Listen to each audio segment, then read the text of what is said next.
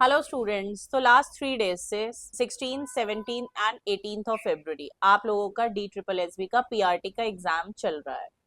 और तीनों एग्जाम्स को अगर देखें, तीनों क्वेश्चन पेपर का रिव्यू लिया जाए तो पेपर इजी टू मॉडरेट ही रहा है। डिफिकल्टी लेवल सुनने के लिए ज़्यादा नहीं आ रहा है। आपका पेपर दो सेक्शन में डिवाइडेड है। सेक्शन ए जिसमें आपके 5 पोर्शन है और सेक्शन बी जो आपका टीचिंग मेथडोलॉजी है।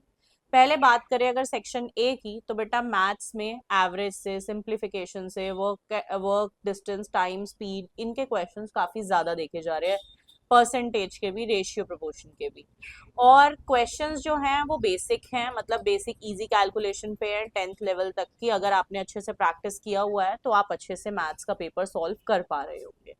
रही बात रीजनिंग, रीजनिंग में बच्चे बहुत टाइम ले जाते हैं, बट क्वेश्चन जो एनालॉगी के, सीरीज के, classification, blood relation, number series, इनसे ही क्वेश्चन आ रहे हैं।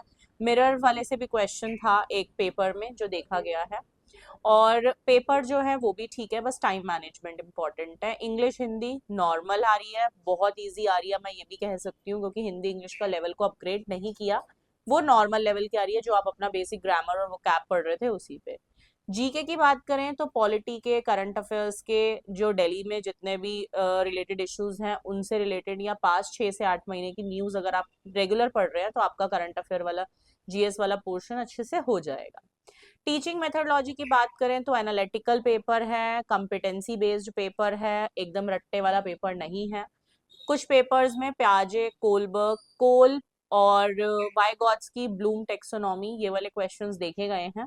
लेकिन पूरा रट्टे वाला पेपर नहीं है, वो प्रेजेंस ऑफ माइंड वाला एनालिटिकल पेपर है। अगर आपने अच्छे से टीचिंग मेथडोलॉजी पढ़ा हुआ है तो आई होप आपका पेपर बढ़िया से हुआ होगा। तो जिनका भी एग्जाम हुआ है आई होप आप सबका पेपर अच्छा हुआ होगा, और जिनका होने वाला है उन सबका भी बढ़िया होगा।